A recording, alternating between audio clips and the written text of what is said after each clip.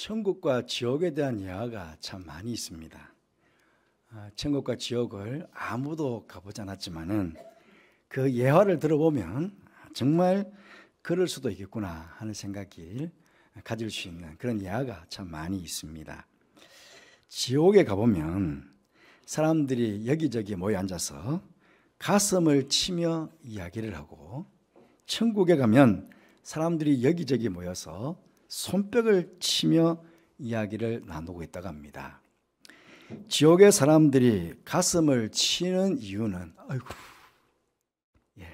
후회스러워서, 너무너무 후회스러워서 가슴을 친다는 것입니다. 그때 옆집 아줌마가 예수님 믿으라고 할 때 예수님 믿을 걸, 그때 교회 앞마당까지 가는데 그냥 교회 쑥 들어갈 걸, 끌 하면서 가슴을 치며 후회를 한다는 것입니다. 또 천국에 가면 손뼉을 치는 이유가 그때 선택을 아주 잘했지, 그때 결단을 정말 잘해서 라고 손뼉을 친다는 것입니다. 그때 뒷집 아저씨가 교회 나가자고 할 때 교회 나간 것이 정말 내 인생의 최대의 선택이었어, 판단이었어, 그러면서 그때 참 잘했지 라고 손뼉을 치고, 그때 교회에서 직분 맡겨주실 때 아멘 하고 순종했는데 그게 이렇게 큰 엄청난 상급이 될 줄이야, 정말 현명한 선택을 한 거야, 그러면서 박수를 친다는 것입니다. 오늘 이 예배에 참여하신 여러분 모두는 후일에 후회함으로 가슴을 치는 사람들이 아니라 기쁨으로 손뼉을 치는 여러분 모두가 되시기를 주님 이름으로 축복드립니다. 오늘 말씀 여러분들 너무나 잘 아시는 말씀입니다. 예수님께서 갈릴리 해변에서 제자들을 선택하시는 모습, 제자들을 부르시는 모습을 보여주고 있습니다. 여러분, 만약 그때 갈릴리 해변에 찾아오신 예수님을 제자들이요, 그 주님의 초청을 거절했다면 어떻게 되었을까요? 아니 보시오, 우리가 지금 고기 잡고 있는 것이 보이지 않소? 바빠서 죽겠는데 사람 낚는 어부라니 그건 뭔 뚱딴지 같은 소리요. 우리는 사람보다 고기 잡는 게 훨씬 좋은 사람들이요. 그러니 우리를 귀찮게 마시고 일하는데 방해가 되니 어서 물러나시오. 그러면서 평생 고기 잡는 어부로만 살았다면 그들의 운명은 어떻게 되었을까요? 지금 우리는 저들의 이름을 알 수 없을 뿐만 아니라 저들 인생도 그냥 갈릴리의 한적한 시골 마을 어부로 살다가 그냥 그렇게 역사의 뒤안길로 사라져가는 인생이 되었을 것입니다. 그러나 그들에게 찾아오신 예수님께서 그들을 제자로 부르셨을 때에 그 기회를 놓치지 않고 예수님의 말씀에 아멘으로 순종하고 예수님을 따랐습니다. 결과적으로 저들은 운명이 바뀌었고 지금까지 수많은 믿음의 사람들의 입에 위대한 사도로 그들의 이름이 불려지게 된 것입니다. 여러분, 우리 하나님께서는 참 공평하신 분이십니다. 누구에게나 공평하게 기회를 주시기 때문이지요. 중요한 것은 그 기회를 얻게 된 사람이 그 기회를 지혜롭게 붙잡느냐 아니면 어리석게 놓쳐버리느냐 하는 것이 문제입니다. 오늘 우리는 주님 만나기 위해서 모두 이 예배 자리로 나왔습니다. 여기 똑같은 자리에서 똑같은 시간에 똑같은 찬양을 부르고 기도하고 말씀을 듣습니다. 그런데 어떤 분은 은혜를 받는 사람이 있고 어떤 분은 오히려 은혜를 쏟는 사람이 있습니다. 이유가 무엇이겠습니까? 많은 이유가 있겠지만 이 은혜 받을 기회에 내가 예배를 통해 꼭 주님 만나야겠다 라고 하는 어떤 강한 기대감을 가진 분과 그렇지 않은 분과의 차이가 아니겠습니까? 그런 소망과 기대감을 가질 때 하나님께서 그런 심령 속에 예비하신 그런 놀라운 은혜를 채워주시는 것 아니겠습니까? 성경에 보시면 주님께서 주신 기회를 놓쳐버린 사람들이 많이 있습니다. 예를 들어 본다면 예수님을 찾아왔던 부자 청년이 있었습니다. 그는 예수님께 어떻게 해야 제가 영생을 얻을 수 있겠습니까? 라고 참 굉장히 중요한 질문을 예수님께 드렸죠. 그러자 주님께서는 가진 것을 다 팔아 가난한 자에게 주고 너는 나를 따르라 그렇게 말씀하셨습니다. 하지만 그는 재물이 많은 고로 근심하며 물러갔다고 했습니다. 주님을 만나 영생을 얻을 뿐만 아니라 그의 운명이 바뀔 수 있는 절호의 기회를 그는 놓쳐버린 것입니다. 당시의 바리새인과 사두개인과 같은 종교 지도자들 끊임없이 예수님께 나왔습니다. 또 예수님을 시문했던 빌라도, 사실은 주님을 만남으로 구원받을 수 있는 절호의 기회들을 그들은 누구보다 많이 가졌습니다. 그런데 그 기회를 놓쳐버린 것이죠. 이와는 다르게 성경에는 주님을 만남으로 말미암아 운명이 바뀐 사람들도 많이 기록되어 있습니다. 한 사람을 소개해 보면 여리고의 소경 바디메오입니다. 그는 평생 소경으로 거지로 살 운명이었습니다. 옛날이나 지금이나 거지가 돈을 많이 얻을 수 있는 날은 사람들이 많이 모이는 날이나 사람들이 많이 모이는 장소가 아니겠습니까? 예수님께서 가시는 곳마다 많은 사람이 모여들었으므로 예수님께서 여리고로 지나가실 때에도 많은 사람들이 여리고에 모여 있었을 것입니다. 바디메오는 많은 돈을 구걸하여 모을 수 있는 절호의 기회를 얻게 된 것입니다. 하지만 그는 돈 얻을 기회를 포기하고 예수님을 찾았습니다. 그때 예수님께서는 십자가를 지시기 위해서 이제 여리고를 지나 예루살렘으로 올라가시는 과정이었습니다. 지금 여리고를 지나가시면 예수님은 다시 여리고로 오시지 않습니다. 다시 뵐 수 없는 예수님을 그는 한 번의 기회에 돈 대신에 예수님을 선택함으로 그는 눈을 뜨는 기적을 경험하게 된 것입니다. 사랑하는 성도 여러분, 하나님께서 우리에게 주시는 좋은 기회가 참 많이 있습니다. 구원하시기 위해서 불러주시기도 하고 수고하고 무거운 인생의 짐을 짓고 간 우리들에게 참된 쉼을 주시기 위해서 불러주시기도 하고 기도할 수 있는 기회와 응답받을 수 있는 기회도 주시고 은혜와 능력과 성령 충만함을 받을 수 있는 기회도 주시고 주신 은혜에 감사할 수 있는 기회도 주십니다. 때로는 가족을 구원할 수 있는 기회도 주시고 어떤 때는 물질의 풍요로움을 누릴 수 있는 그런 기회도 주시는 분이십니다.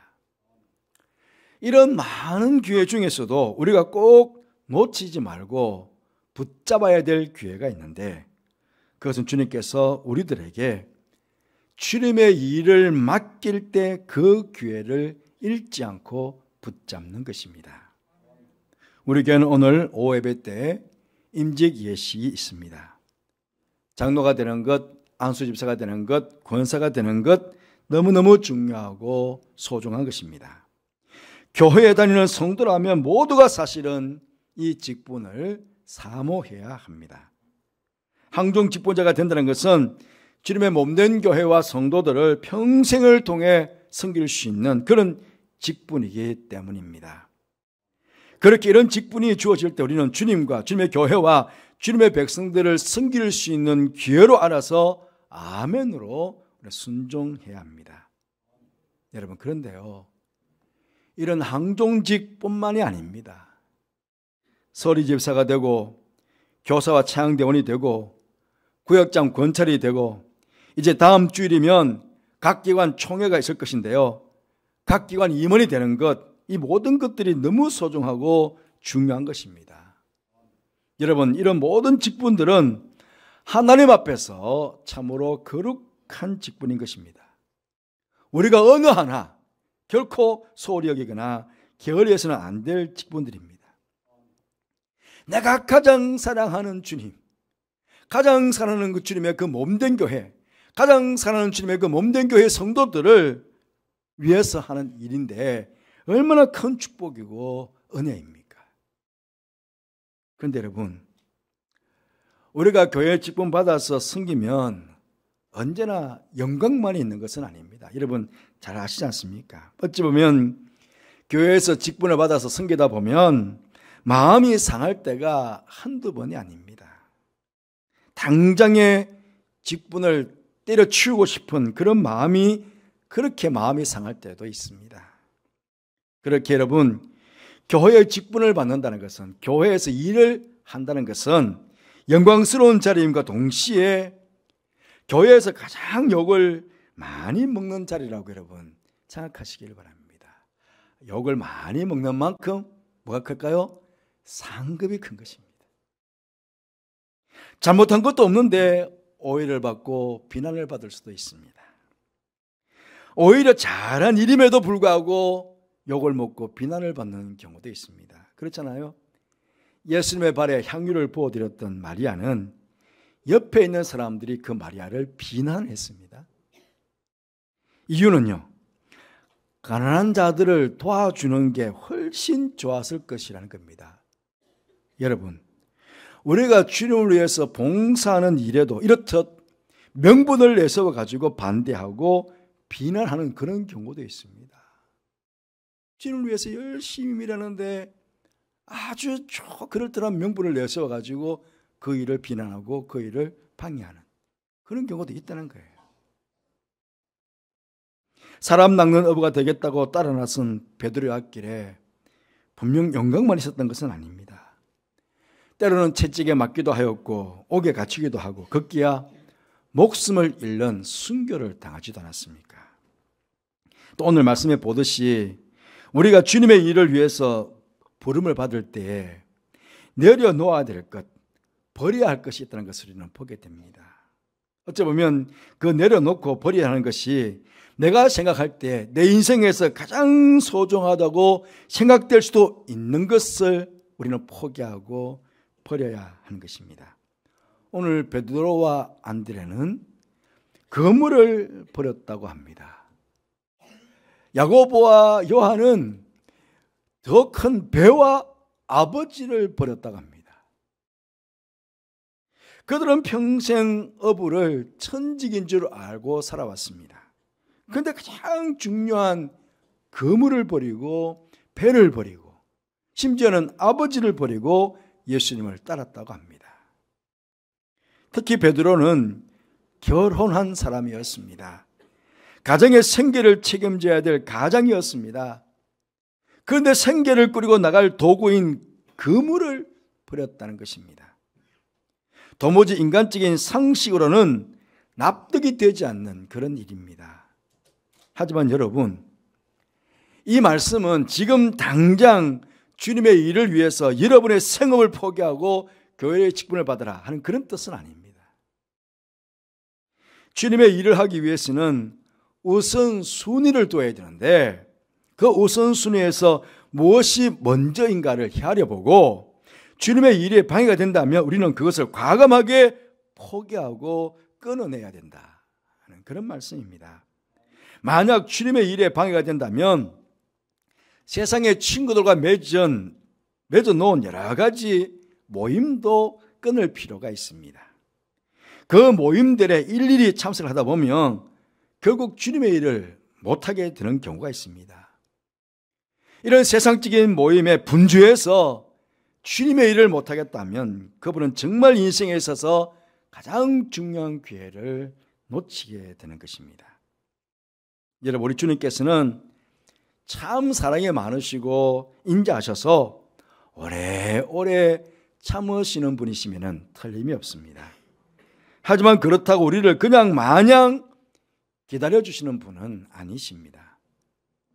어느 순간인가 우리에게 불현듯 일할 수 없는 밤이 찾아오게 되는 것입니다. 그때 가슴을 쳐봐도 소용이 없는 시간이 되는 것입니다. 한낱 갈릴리 어부로서 역사에 아무런 족적도 남기지 못하고 그냥 자신들만 위해서 인생을 살아갈 수밖에 없었던 제자들이 예수님을 만나고 새로운 사명을 받았을 때 그들은 기꺼이 가장 귀한 것을 포기하고 주님을 따랐습니다. 그러자 어떻게 되었습니까?